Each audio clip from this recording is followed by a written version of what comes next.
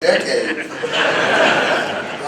I ended up in the Navy Special Forces. I was assigned to SEAL Team 1, but I wasn't a SEAL.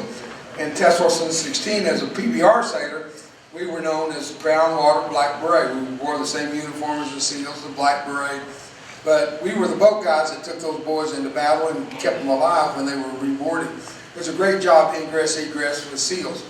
And I loved my job. I enjoyed the boat right up to the last 3 days of my tour of duty. I was supposed to have been there, as everybody knows, in Vietnam, 13 months. I made it 8 months without a scratch. And the last 3 days I took 2 hits. And the first one, relatively minor, took me off the river for 3 days. No one to replace me. They put me back on the river all patched up and went right back to where I was injured 3 days earlier and took the second injury, which would literally torment me the rest of my life. And I'll tell you how it happened for those of you that are interested, but you need to know, first of all, that I did, as a normal boy, I fell in love. And I asked her to marry me. I was 16, and she slapped me. She was 13. Her dad, his name was Smith N. Wesson. And when he spoke, it boomed. I'll tell you that. He said no to marriage. And I was a typical boy possessed with the urge to merge, and she was not. And it blows the mind of high school students around this nation when I tell them we were both virgin when we got married. The girls give me a standing ovation. The boys salute in a peculiar way. I'll leave it with that. But I can tell you this. When I met that girl, I knew I loved her.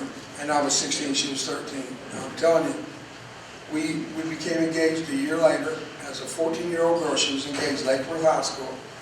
And when we got married, I knew that I was on the path of success, that I could not fail with a girl like that at my side.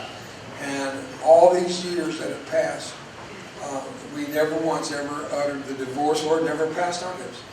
She spoke of murder on many occasions. Divorce was not part of that conversation. And I know I dragged my family through hell with the experience that I went through, but we're all today, even though she's, a friend of mine told me, quit grieving over Brenda, half of you's already in heaven. Whoa, that helped. Because I'm one of those guys who believes in Jesus. I believe in God. I believe in the Trinity. I just have a background in faith, and that has sustained me through everything I've been through. And so I went out to war with the Navy on a little river boat, and we were told, and I'm sure you had the same training films, that we had the highest killed in action per capita, which couldn't prove it, because if you don't get a body, you're not KIA, you're MIA until they get a body. And most of the guys that were killed on our boats went down with the boats. Bodies were not retrieved. So while we had the highest KIA, you couldn't prove it. It always showed up as MIA. Well, when I kissed her goodbye at Love Field to go to war, she asked me, she said, "Davey, are you coming back?" And I just blurted out without thinking, "I'll be back without a scar." I could have just said, "I'll be back." Then I could be governor of California. Be better than what they got today, I'll tell you. And I kissed her goodbye with a shiver up my spine, knowing I just made a promise I probably couldn't keep. A lot of you did the same thing. Everybody loved you, asked you, and if they didn't ask you, you knew it was there in their mind, "Are you coming back?" Every person in this room that's ever served their nation, and you don't have to have a combat history. If you serve your country, you never know when and where you're going to be called on to do what could cost you your life. And when you join the military, you had to answer that question in your mind: will I come back? And yet, look at you. You served. You stood. You made the difference. That's why I'm so almost embarrassed to be speaking to you when I wish I could hear all of you tell me your story. Because your story is what made the difference. It's your life. Every one of us that have invested our lives in this country, our ROI is being enjoyed sitting in this room right now. Our ROI is freedom of speech, press, religion, right to pursue happiness, freedom of assembly together peaceably. All these things that make us a great nation are because of you. And don't you ever underestimate your own value. You're priceless. not worthless. And the 22 a day that take their life will not be out of this group because we found more to live for. And it is our responsibility to make sure that those veterans we come across who live in a dark place, and it's easy to get into a dark place when you lose your spouse. You can get there real quick. I became suicidal when I saw what was left as a young man. I'll give you the story quickly. I ended up on the river called the Vam Cote on the border with Cambodia. The Vam Cote runs into Cambodia, and it was a very active part of the Viet Cong using that river for transportation of arms, ammunition, and personnel. And it was until the protest, and LBJ listened to the protesters instead of the generals and admirals, it was safe, relatively speaking. But whenever they stopped bombing the Ho Chi Minh Trail, they came in like a flood and overran us. And on July the 26th, 1969, I was on that riverbank, right on the border. You could literally walk to it in just a matter of minutes and cross into Cambodia. I reached down, and by my right knee was a canister, a box that had canisters of white phosphorus hand grenades. Everybody in the room knows what WP is. I pulled the pin and drew back to throw it. I was going to burn down some brush, detonate booby traps possibly, put up smoke, give myself cover, because I was supposed to go down in that little hole in the ground and see if, and if there were Viet Cong there, bring them out alive, because dead men can't talk. So I wasn't there to kill them, I was there to capture them. I drew back the grenade to throw it, and that's as far as it got. I didn't know I was in the crosshairs of a sniper. He squeezed off around, and when it hit, instead of my head, my hand got in the way and it blew the grenade right here. Right here, I'm not exaggerating an inch. His hand was severed in half with the exception of one finger. These were hanging by tendons, and I started pumping blood out of an open artery. My left arm was blown off when I looked down. My face was on my boots. I looked closer and I could see my heart beating. Half my skin came off my body, and with that skin, most of that skin took the entire flesh with it. It was just bone exposed and burned, charred like bone. I knew it's over. You'll live through that. And I thought, I'm dying for people I don't know. I can hardly speak their language, and then it hit me. And it was like a tidal wave just knocked me down emotionally. Oh God, I can't let her ever see me like this. I made a promise I'd be back without a scar, and now it's over. I can't let them open the casket. I knew that was going through my head. And then a scripture came to my memory. To live is Christ, and to die is gain. Amen. Oh yeah. Give it up for Jesus. Come on. It's all right. And that scripture hit me, everything calmed down. I knew I was going to make it. Because to live is Christ kept going over. To die is gain went away, but to live part just kept going through my head. And I jumped in the water, but phosphorus, as you know, burns in water. I burned in the water like a heating element in a teapot. My skin floated up. I tell everybody, I was surrounded by my skin. I was beside myself. Oh, come on now. That's funny. I don't care who you are.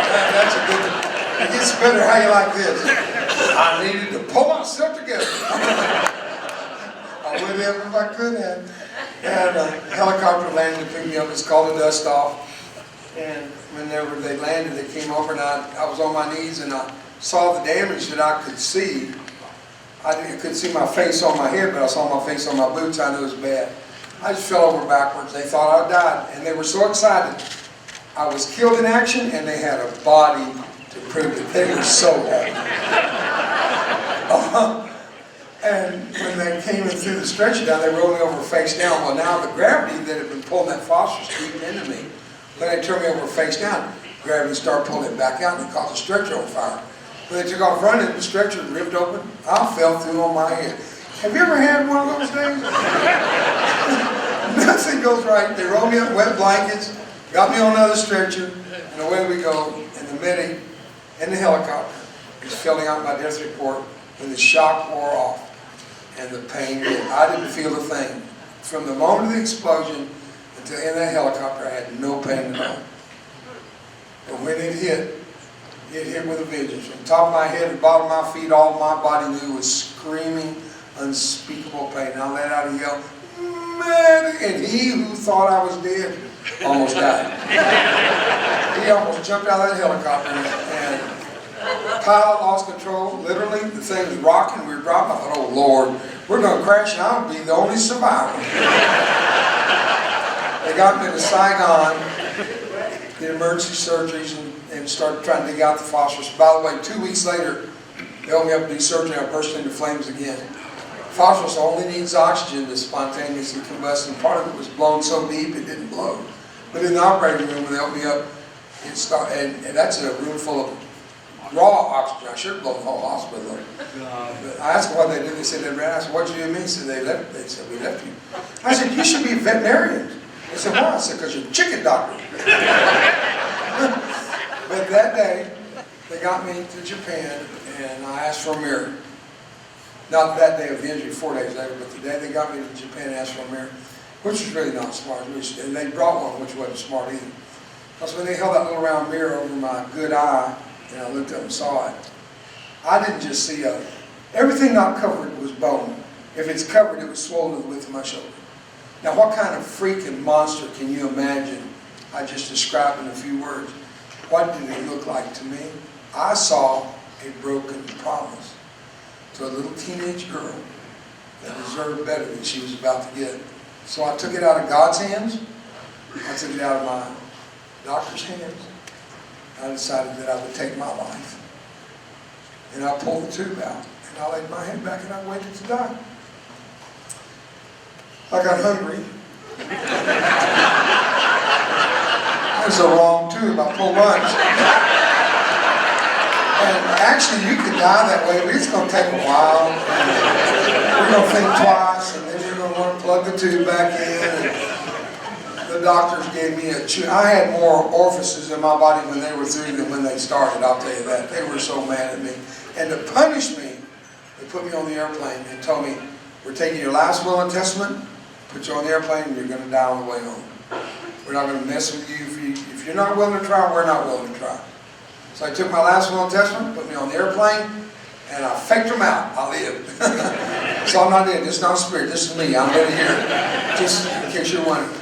And they got me to America, put me in Brooke Army Medical Center in San Antonio. I landed at Lackland Air Force Base. Put me on a helicopter, flew me over to Brooke. And they put me in a room called debridement. And that's when they fillet you. They cut off all the dead charcoal that was once my body parts. And there's no way to describe the pain. It's worse than being burned. Debridement is horrible. It's a living hell because you can see them doing it to you. And they put me in this tank called the Hubble tank and splashed water on me to soften the charcoal, and then they just started debriding, cutting off the flesh that was charred. I just went insane. You can take, they use it, debridement lasts about 2 minutes. They do it twice a day, every day till they get all the dead skin off. Then they can start the regrafting process. And there's 3 grafts: the hemograft, which is animal skin; homograft, which is cadaver skin; and autograft, which is your own skin where you weren't burned. They cut it, layer it about halfway, and then they put that layer where you were burned, and it grows. My cadaver was a sailor. He had a big ship tattooed, and I got his tattoo. So tattooed, and they put it on my face. When I woke up, surgery, they were all like, because they know it's not going to grow. And I woke up, and there's this big ship. And then the doctors laughed because they always pull tricks on me, because I'll pull tricks on them. And they said, "Look here," and they held it around. I said, "I'm ship face, holy cow." Ship. Can you say, now you got it. I knew you would appreciate that in the story. No tattoo I ever had to this day. Anyway, they put me in that tank, and I went crazy. And I grabbed this. There were 6 attendants, 3 on each side. And when they were all bent down working on me, I grabbed one of the girl's hair and I flipped her in the tank with me, and I had her face in the water, and I tried to kill her because I lost my mind. I thought she was trying to kill me, and I'm fighting for my life. And 5 others had her out of me. She was never at risk. When I looked up, my skin's all in her hair, and her white uniform was pink with my diluted blood. And I was embarrassed and humiliated, didn't know what to say, until they said, "He's had enough." And I said, "He's had enough. No mas. No mas. They put me on a gurney and they pushed me down to death row, which was known as the ICU. I had never been in one. I didn't know what ICU meant until they put the robe on me. It doesn't come together. It's the ICU. That's when I really found out what the Army draft was. So they put me on this gurney and all the way to what we call death row. 13 of us in there. Everybody died. I'm the only survivor. Everybody in the room died. And they put us in there to die. They didn't want us down on the main ward that depressed other patients that had a chance. And I understand that. But we depressed each other to death. And apparently I was among the worst because I'm the one that didn't die. 13th obituary is yet to be written. And it will be written when God says. And not until and not after, at that moment. So, on the way down, he said, in the morning we're going to do this again. I said, not you, not the entire Army is going to put me in that tank again. It sounded like a lot of bravado crap. But I want to tell you what. I knew they wouldn't put a dead man in that tank. I'd already tried to take my life in Japan. I still was master of my own destiny. And that's the problem that happens, especially with men. We're kind of macho. We think, my life, I'll live it my way. Well, try that and see how long you get by. You'll never, ever be happy until you learn that there's a higher power. And until we release our master of our own destiny, let our destiny be driven by His will, you'll never be happy. I promise you'll never find satisfaction. And if you've lived this long without knowing that, you're still miserable. I was still master of my own destiny. I could still kill myself. You're not putting me in that tank. And I said to him, you'll never hurt me like that again. He said, you'll die. I said, well, if I die, it'll be on my turn, not yours. And they put me in that ICU. The next morning at 8:30, just as he said, I could hear that wobbling wheel on that gurney. It sounded like a Walmart shopping cart coming down that corridor to come get me and take me to that debridement room we called hell. So we went from death row to hell to death row to hell 2 times a day, every day, until the skin was all, the dead skin was gone. And that day, when he picked me up, I knew what was coming. They put me back in the tank and they started after me. And I want to tell you how it happened. They put the gurney beside my, this is one of the greatest moments of my life, and I'll close with this. I didn't watch my time well, I apologize. Hope I'm within the limits of it. Take as long as you need. What are you doing tonight? I'll get this over with. I won't drag you through this much longer, especially after you eat. But they put the gurney beside my bed, but they forgot to lock the wheels down. Yeah, you know. And when they got on each end to swing me over, the foot ends separated. But I threw my elbows out, and I'm holding the head end together, but my feet went through, and when my feet hit the floor, it just jarred my whole body. And when you're burned, oh God, it hurt. I mean, I let out a yell. I didn't grow up around cursing, but if I had, I would have had some choice words to say. I never learned how to curse well. And I screamed out. I remember this like it happened this morning. I'm going to estimate the man was 6'6", 350 pounds of solid muscle. He was bald, he was black, and his name was Rosie. Honest to God, he was tattooed right there on his arm, Rosie. And I didn't even see him walk up, but whenever my body was halfway down, and I'm slipping, and I'm about to fall through the cracks of these beds, a giant arm went in the back of my head. I stiffened my neck to give him leverage, and with his other hand, he picked me up like I was a feather. And he held me. And he turned. I thought he was going to put me on the gurney, but no gurney for Rosie. He carried me all the way down that long, long corridor to the room we called the hell. And he bent over and lowered me into the tank that we call the pit. And as they dived in and started filleting me, I looked over, and the giant arms of that man were folded. He was leaning against the wall in the morning sun with his golden hue shining through, and on his beautiful ebony skin there were streams of tears dripping that reflected like golden rivers. His lips were moving. Wow.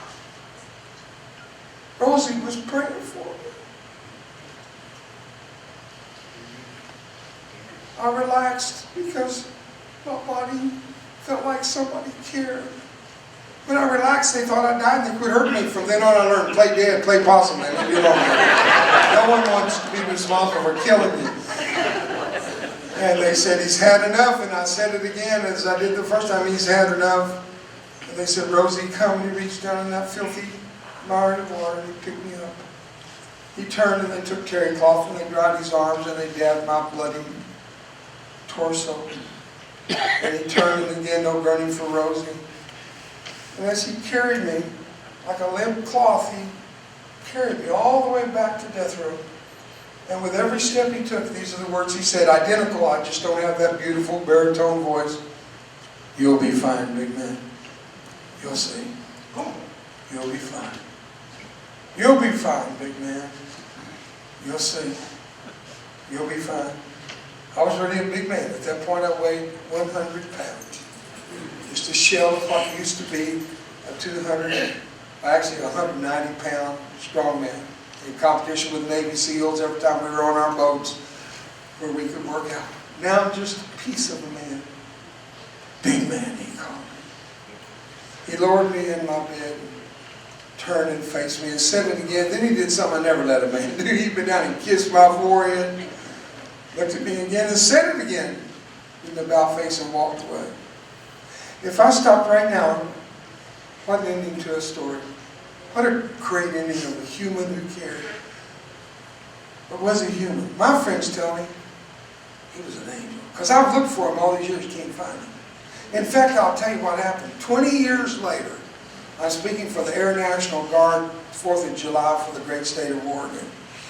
And there's 20,000 people come to Redmond Field to hear me speak that day. It was a great day. Give me a crowd like that and I'm in heaven. It's second best to the one I'm speaking to right now. I looked out as people were leaving. This lady walks up in a very, very handsome is the right word, I think. She was not just beautiful, she was classy. And dressed in a business uniform, a business suit, and her hair was shoulder length and kind of what I call salt and pepper. She was a little older than me. This is 35 years ago now. But 20 years after I was injured, are you getting the timing here? And she said, "You're Dave?" I said, "Yes, ma'am." I'm thinking she was at the back of the crowd. There were no big screen TVs. I think she's trying to identify the speaker. How can you miss one-eyed, one-eared monster like me? Because I don't have my parts. I mean, I got parts. I got my hair. I bought it. Something good didn't come out of China. My ear's artificial. It falls off sometimes. Well, it did in Jamaica. I used to work for Dr. Billy Graham for 9 years. I spoke on Monday nights at all these big crusades, and we shared board members for 20 years. So I'm very Southern Baptist in my direction in history, although I grew up in a Pentecostal home. So I'm Baptist-costal or something, whatever they call it. When I speak Spanish and get Vietnamese together, I'm not even Pentecostal. I speak, God needs a translator. And so my story is, it's really important for you to understand that at this time in my life that I'm trying to speak about to this woman, I didn't know who, I was suspicious. What's she asking me? She said, "Dave's your nickname, your real name's David." That's divine revelation. Well, a lot of people fear it's not Bartholomew. She said, "But that's your middle name." Whoa, and I said, "You didn't know that." She said, "Your first name's Milton. You're Milton David Roever, R-O-E-V-E-R. I said, "Yes, I am. Who are you?" She said, "I'm the nurse you pulled into the tank at Brooke Army Medical Center."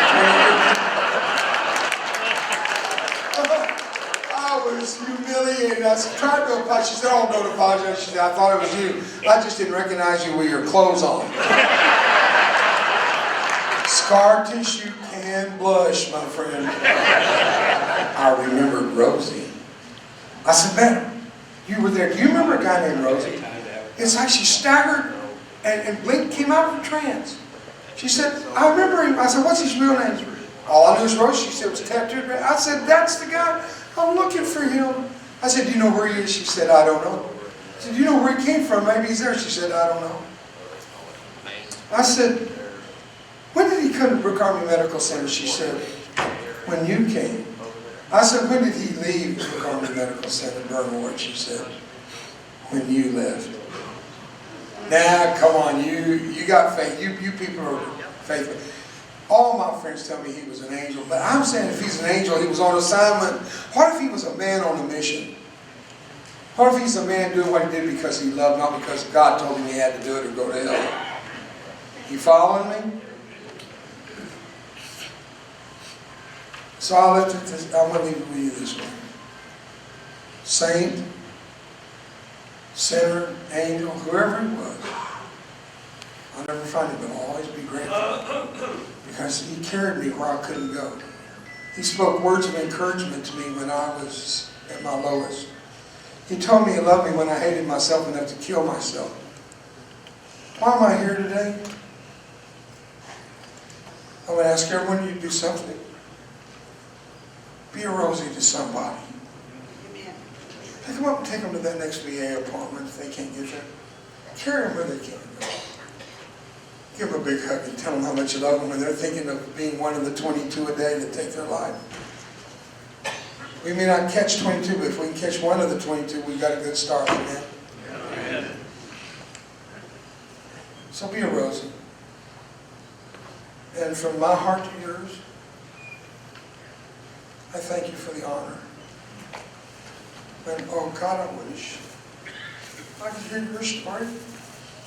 Maybe someday Kathy, would you help me? I brought a couple of books I wrote that I think might be an encouragement to you. One is called Forged in Fire. You're the first organization of this nature ever presented. This book's been out for 3 weeks. Just finished it. And it includes the story of a relationship with a woman that loved me all the way to the end. And kept the promise that was made without a second thought till death do us part, to discover that death is all that could take us apart. It's an amazing, amazing book of the hand of God on 2 kids that followed a dream. I think it'll be a life-changing book for you. I promise you, it will change your life in a possible way. And another book called War and Recovery, and it's a compilation of short stories. You can actually read it very much like a devotional, but it's battlefield stories. And I say from the battlefield to the mission field, how you can take your tragedy and turn it into a triumph. These books, I will assure you now, are written from my heart of hearts, from my soul. They're available to you today. You can use your credit card or your neighbor's card if you found it on the floor here today. But here's what you need to know. I am not taking any of the money on these books at all. Everything goes to our ranches. I've got to sit down again. I'm sorry. Just for a second, I had a 3-minute video. Do you have time to see it? Yes, absolutely. Would you like to see a little 3-minute video? Okay, then I'll show that to you. You need to understand. What you'll see is, you'll see the ranches I built. I've invested I've got about $12 million, and they're all paid for debt-free, so nobody comes paying a mortgage. I've run over 6,000 devastated, wounded warriors of all branches through these ranches. And you'll see one's in Colorado, one is in South Texas. Then you'll see downrange where I go into Saudi Arabia, Kuwait, Oman, Qatar, UAE, Afghanistan, Iraq, Bosnia, Kosovo, Syria, North Africa, South Korea, Okinawa, Japan, and on and on. The countries they still send me to. Not because I'm good looking. Not because I'm a mighty man where I sit down and talk. Not because I'm bright. I was in the top 10% of my class, but it was the lower 1/3. I majored in math, and I found out 5 out of 4 people don't even understand French. If you didn't understand that, you were in my class later. What you will see is the most difficult thing I've ever been asked to do for my country, and it's not survive Vietnam. You know what it is? It's to grind away the night at 21,000 feet across the Middle East with an airplane full of what we call caskets. Military calls them transfer cases that are filled with the remains of those who had vowed and laid down their lives to provide this moment for us to celebrate their memory. I've wondered, is the next Billy Graham in one of those caskets? Or that nurse killed in Balad, was that the next Mother Teresa? None of us in this room, in our wildest imagination, can fathom the true cost of freedom. We'll never know in this life, but we will in the world to come. This video is dedicated to bringing home in valor on an angel flight those that gave their lives for us. I hope it's a blessing to you to watch. There's very few words, but pictures are worth 1,000 per picture.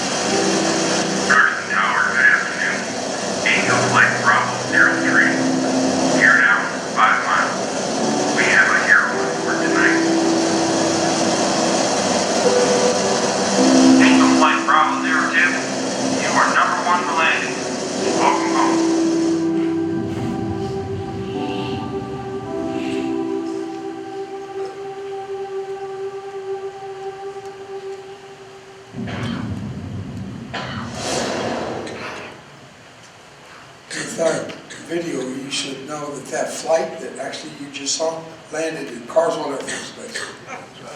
That's how close to home all is to me. I've been asked to do something. I was asked to share, and it only takes a moment, but one of the crucial moments that, for time's sake, I've left out, but he asked me to share it. And the other thing is, too, if you purchase these books, did I make it clear I'm not taking any credit, any financial benefit out of it? It all goes to scholarships for my warriors to go to those ranches you saw. And they've never paid a penny. I've never taken a dime from a warrior. And we never will. This is our job and our mission in life to give our young men and women who served our country at a great cost, give something back to them. They've paid it with an arm and leg. And so, quickly, the ICU I mentioned, whenever they put me in the ICU, they let visitors come in. And I'm going to fulfill this story right quick for you. And there was a guy next to me, a helicopter pilot that had crashed, and he was burned in a flash fire. He had all these limbs and didn't have any skin. Guaranteed to die, you can't live. He was in the 13, we were called the Baker's Dozen, and we were all doomed to die. I'm the only survivor, as you heard. Well, he was laying there, and his wife came in to see him. She walked up and saw him, and she took off her wedding ring and threw it on his bed, and she said, "You're embarrassing. I could walk down the street with you." She turned and walked out. I heard it, and I remembered the promise that now is broken. I knew I had a little teenage wife standing outside that door. She was the next to come in the round robin of visitors. She was next because I was in the bed next to that guy. So one woman walks out, and the next woman to come in is a little teenager. I knew what to expect. I was fully prepared for her to say, "I can't take this, I'm out of here." And she walked up and she said, "Doc, that's not my husband." She couldn't even recognize me. And I said, "Well, there's step one. Step two is she's not going to accept it." He said, "Miss Brenda, that's Dave." He walked her to the head of the bed, and she looked down in my eye. You've heard the term, the eyes are the windows of the soul. She looked in my good eye, and she saw something she recognized. I guess this old burned house had some furniture in it, she knew. She said, "Doc, this is Dave." And she kissed what was left of my face. And she said, "I want you to know, I really love you. Welcome home, Davey." And when she says, "Davey," I said, "Doc, I'm getting better." He said, "No, you're not." I said, "Baby, I'm sorry." She said, "Why?" I said, "Because I can't ever look good for you again." She said, "Davey, you never were good looking." That's who I got waiting for me on the other side.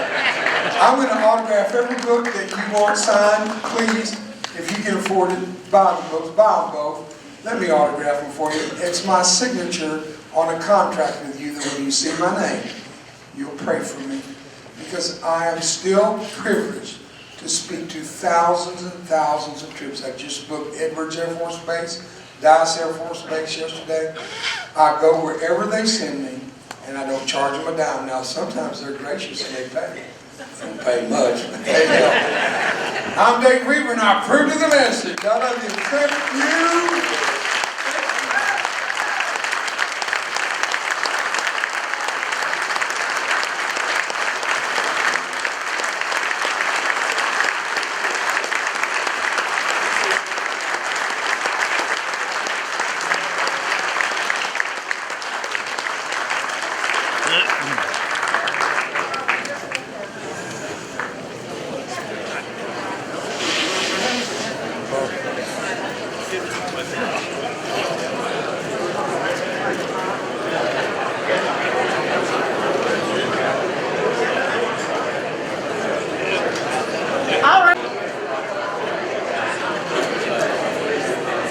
Hey guys, let's give them the proper welcome home.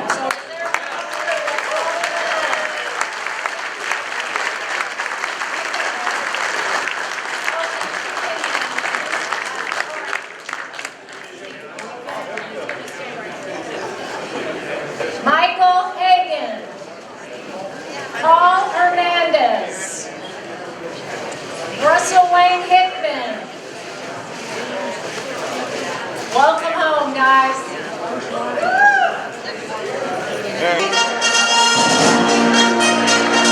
United States Army, please stand. Men and women, be thankful for your service. God bless you all.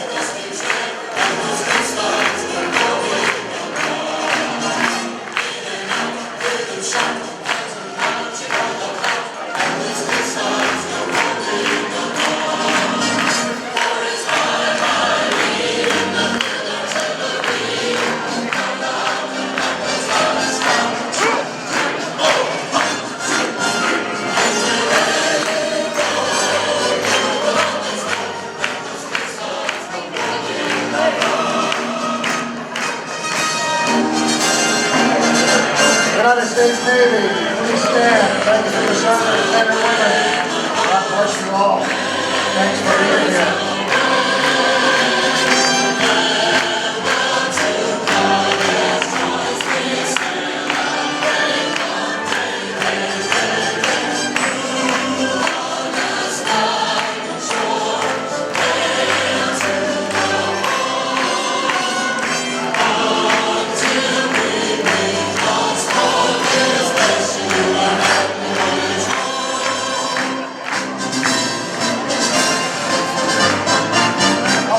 Coast Guard guys, all three of you. Let's do it. 3, 4. The word's getting spread out. We need Coast Guard. Thank you guys for your service. God bless you.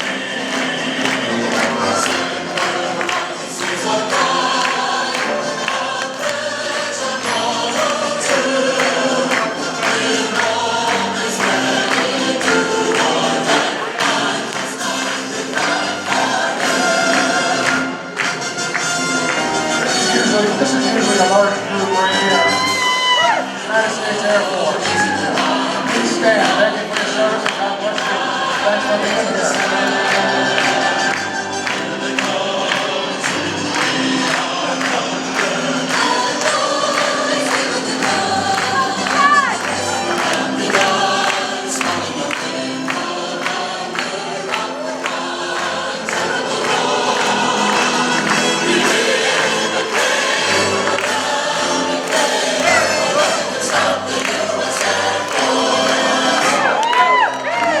Can't forget this group, these guys, these men and women.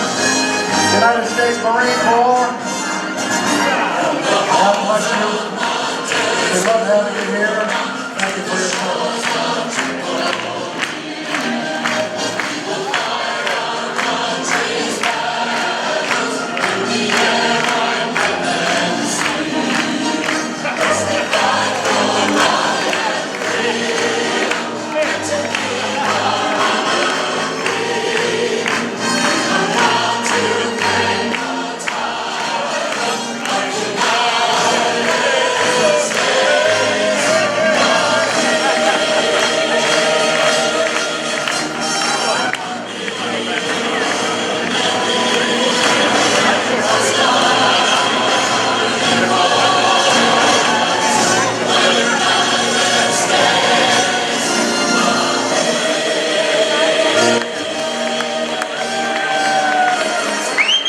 So much. We love you. Thank you for coming roll call. Everybody come make this comfortable.